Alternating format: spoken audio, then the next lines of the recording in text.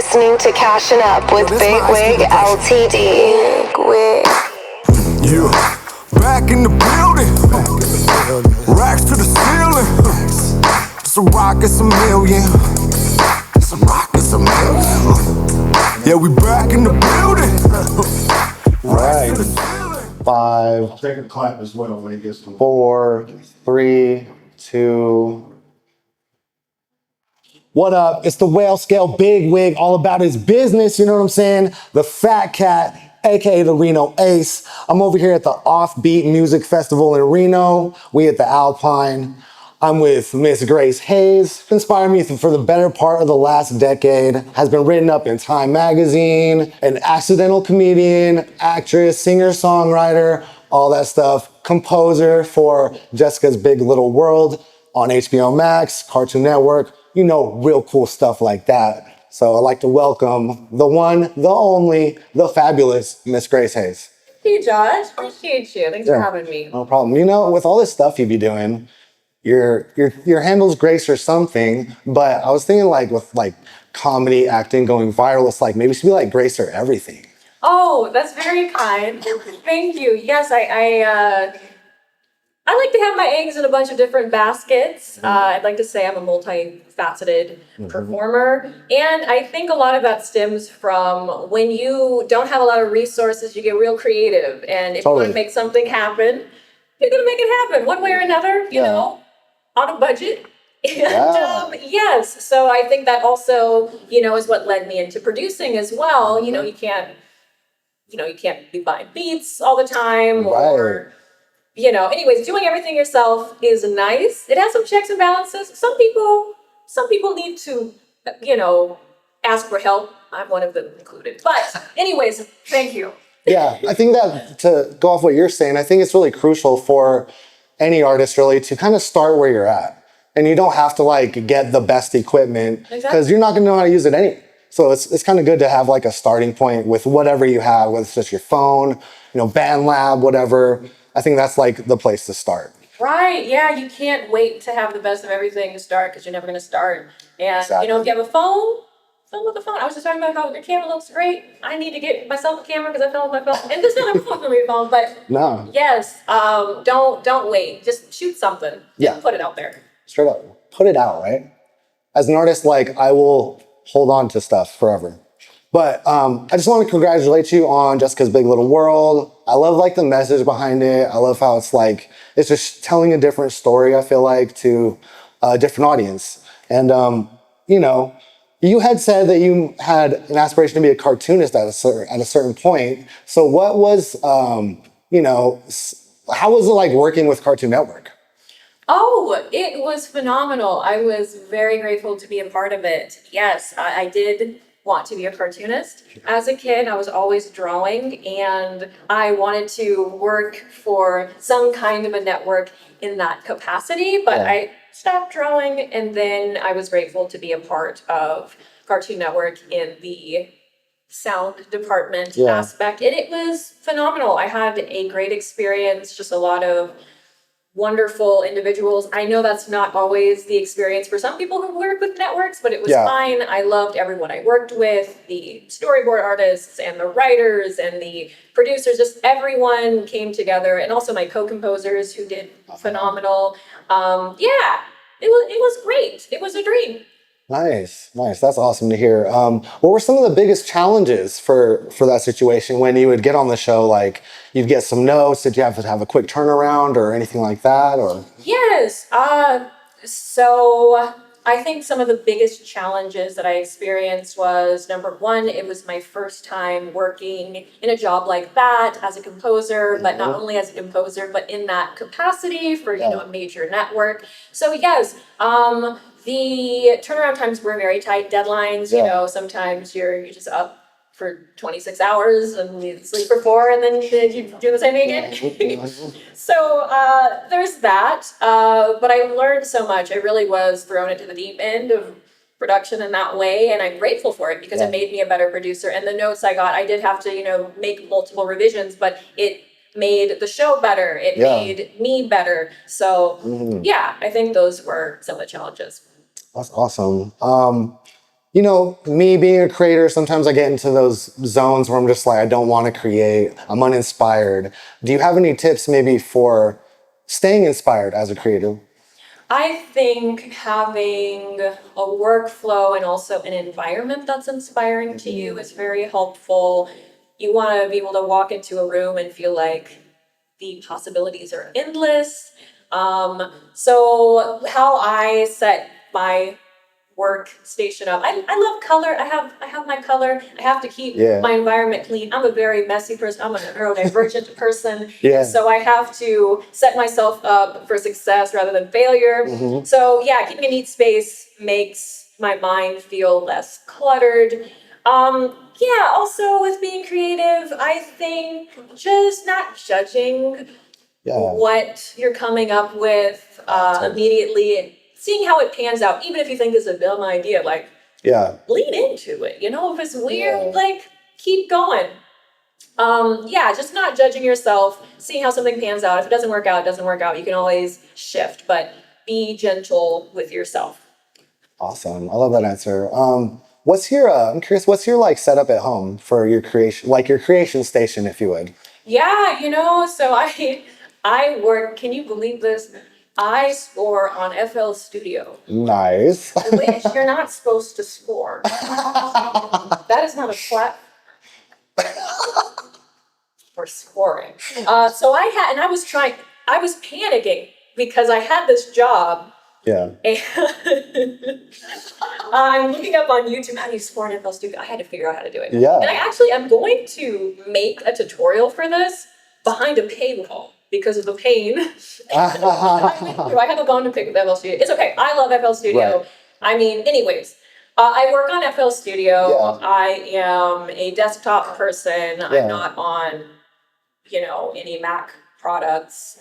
Because I don't know. What do you think? Are an Apple person?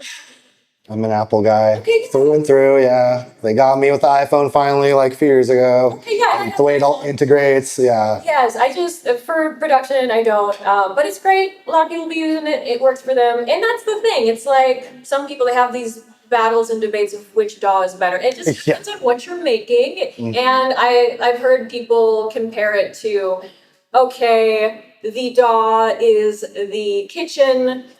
It just matters what ingredients you're putting in there. So it's not like, oh, this one's better than the other. Just, Right. let it go. Let the beef go. If you like something that works for you, it's fine. Yeah, I agree. I'm not like a DAW snob, like, oh, Pro Tools or nothing, I'm not like that. I like how you put that. It's like a kitchen and you bring the ingredients. That's amazing. So when you get an idea, what's your process typically like and how do you filter it? Like, you're like, this one's a song or this one's like more of like a video or like for an ad or whatever.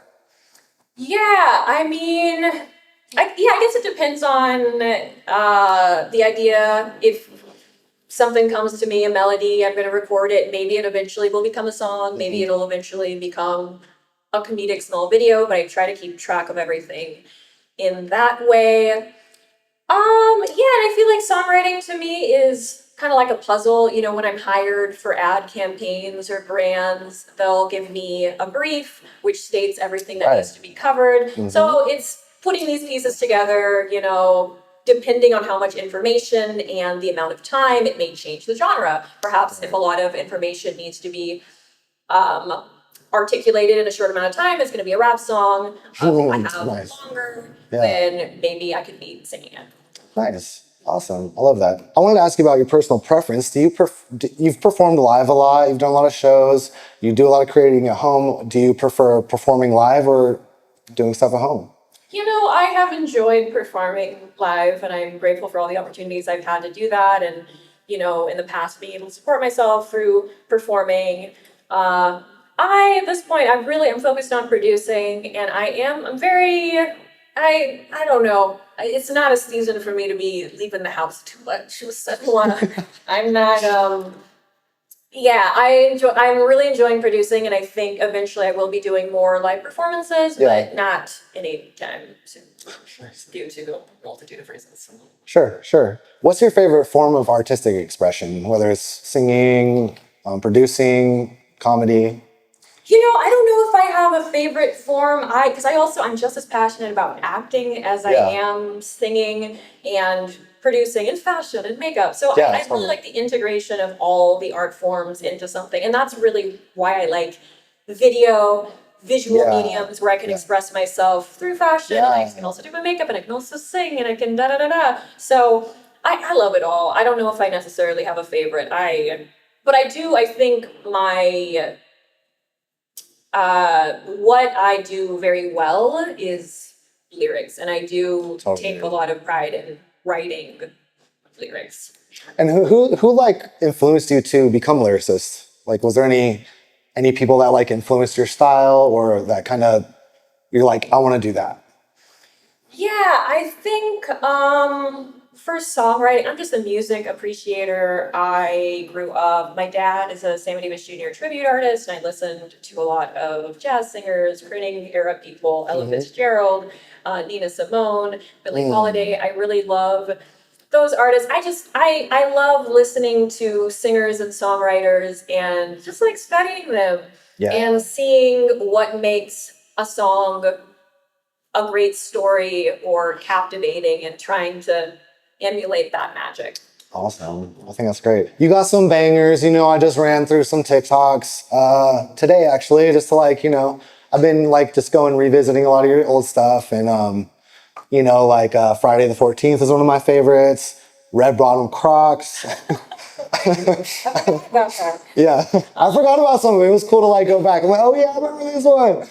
But, I think your biggest hit is Short King Advocate. And what inspired that? You know, I was just thinking one day about my appreciation for some of the men in my life in which I have dated, and they happen to be short. And I'm like, why are we overlooking the short kings? Like, why are we intentionally leaving them out of, the dating pool options? Some, for some women, they're like, oh, okay, he's all these things, but he's short. So no. And I'm like, hey, I wanted to make something that challenged some of the gender norms, some of the dating norms, and to kind of think about how we can engage in some of these like cultural dynamics. Yeah. I love your take on that. I love your perspective. I like you're getting uppies or whatever from you. I thought it was great. Do the airplane. It was great. So like, as far as like being a creator, I feel like some people might not know just how challenging it can be and, how much work goes into it. How do you feel about the current landscape of being an artist and all the pressures that come along with that in 2024? Yes. So there, I think, is a pressure to produce a lot of content, especially with how things have evolved with short form content. And we are at a point where even if you are signed to a record label, in a lot of cases, the record label will also want you to create content, which, Yeah. it's interesting. Like, we also want a cultural moments surrounding, a viral thing or a song. So I don't know. I feel like there's a lot of pressure to do more than just write songs. Yeah. Which, I mean, for me, I love that, but it's not Right. for everyone. So I think it does put pressure on a lot of artists. Yeah. Okay, so we're gonna do this or that, Miss Grace. Toy Story or A Bug's Life? I think A Bug's Life. I had a feeling you were gonna say that. Yes, Based on I was a big fan. yeah, it was pretty good. They're both pretty good. Rugrats or Powerpuff Girls? Rugrats, I was not allowed to watch Powerpuff Girls. It's too violent. My parents said, no, Right. you're just beating each other up. We don't want you doing that. So, Right. poor role models. SpongeBob or Dexter's Lab? SpongeBob. Regular Show or Adventure Time? This is hard for me because I haven't really watched either. Oh, okay. I've seen some clips. I want to say Yeah. Adventure Time because of that Bacon Pancake song. Making pancakes, So, making yes. bacon pancakes. American Idol or America's Got Talent? American Idol. No way. Crocs or heels? Mm, I dress for comfort and color. So my natural inclination, I think, is maybe to go for a croc, but maybe a croc heel. Maybe that's the vibe. That's the vibe. That's the vibe. TikTok or Instagram? Whoever's algorithm is better. Whoever's nicer to me. Nice. I can't say too much. I'm partnered with both of them. Nice. Vacation or staycation? Staycation. Awesome. Thank you so much for doing this, Grace. It was an absolute pleasure meeting you and having you on Cashin' Up. And is there anything you wanted to tell anyone about coming up? Like, what's next for Grace Hayes? Hey, keep an eye out. At Grace or something. I have something special coming your way on Halloween. Oh yeah, and one time, can we check the drip out on Grace real quick? Oh, the drip. Yeah, the drip. Check the drip. She killing over here. Yeah, no problem. But yeah, I think that's it. Thank you so much. Yes, thank you. Thank you so much for your support, and thank you for having me. Thank Of course. you. Appreciate you. Idle hands. Yo, this my Ice Cube impression. Big wig. Yeah. Back in the building. Racks to the ceiling. It's a rock, it's a million.